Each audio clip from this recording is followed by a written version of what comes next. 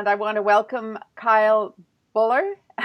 And thank you so much, Kyle, for being here and being willing to talk about what you're doing as a spiritual emergence coach, because I think there'll be a lot of people interested in how do you, fit in? How do you use this stuff once you learned it? Yeah, it's a good question. Thanks for having me, Emma. Yeah, I'm Yeah. excited. Yeah, so what does a spiritual emergence coach do? So I actually ended up taking your training when I was working at a residential home for people with early episode psychosis, and it was really good background framework to understand how to work with people with mental health crises. But the way that I've been really applying the training and your program is a friend who also has went through the program, Michelle Hobart. Me and her have been doing online meetups every once in a while. It kind of fluctuates just based on our schedules, and I'm in grad school right now, so time can be kind of limited.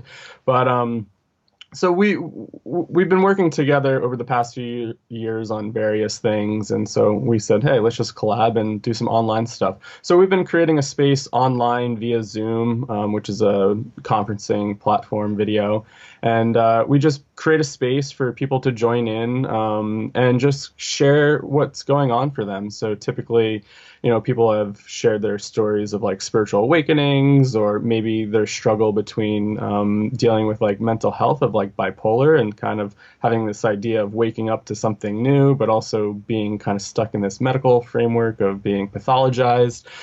So what we're really doing is just creating a space, a safe container for people to explore and just to kind of find others that can just support them through their process, which can be really important when people are going through really kind of extreme states or maybe visionary experiences, to have a space to kind of, hey, I'm not alone in this. There's other people that are going through this, and wow, so we're just trying to create some space. We have thrown around the idea of creating like a closed container for like maybe 4 weeks or 6 weeks. It's been kind of like a slow takeoff, but I'm really kind of liking the idea of keeping it like a closed container, kind of like so everybody kind of shows up. We're not having just regular drop-ins of different people. For me, it seems like that can really kind of create more of a safety for sharing and just knowing who's showing up. So yeah, we've been really just doing some online stuff. I'd really like to get out there and do some like in-person groups. I don't think there's any spiritual emergence coaches around this area, but I'm sure once I'm done with grad school, I have much more time to get out there and network and find places to do stuff out of. So right now, it's just easier for me and Michelle to host some online spaces. And I think it's also really easy for people that maybe don't want to leave, or maybe they're in like somewhat of a crisis. It might be easier for them to show up online. Um, Mm, Even though yeah. I'm a component or a proponent of human connection and being in person. Oh, that's fantastic. So how long do these sessions last that you have online?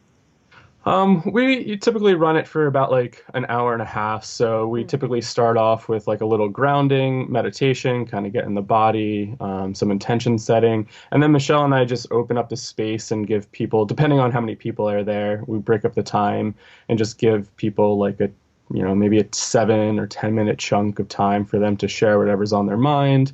And then if they want some feedback or hear from the other guests that are there, we allow that. So it's kind of like a space to share, and then maybe just kind of get some feedback as well. But Nice. pretty non-directive, it's like just kind of Nice. creating that space. So has this training also been like a counterpoint for what you're learning in grad school around counseling?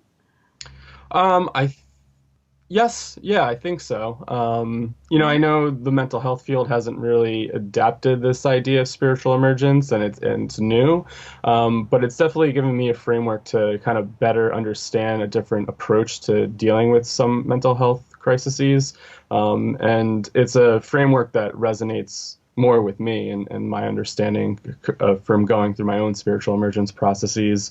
And so developing a new language to understand this, which I think is so crucial in this field. Yes. Just having different ways to explain experiences. Hmm. So yeah, it's definitely been helpful. Well, thank you so much for sharing, Kyle. I really appreciate everything that you've said and your willingness to give us some time in your really busy schedule. Yeah, thanks for having me. Okay, talk to you again another time. Bye bye. Take care.